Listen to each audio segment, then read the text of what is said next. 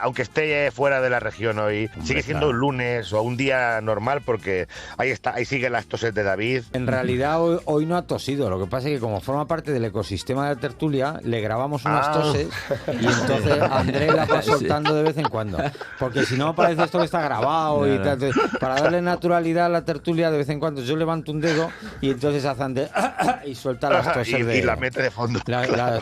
Otra del Padrequillo que también es habitual. Tenemos un par de sonadas de moco genéricas, porque esas siempre vienen bien. Cuando de repente ves a uno que se aparta 1,5 centímetros del micro y hace... y se empieza a sonar los mocos. Entonces tenemos algunas grabadas porque siempre dan ambiente a la tertulia.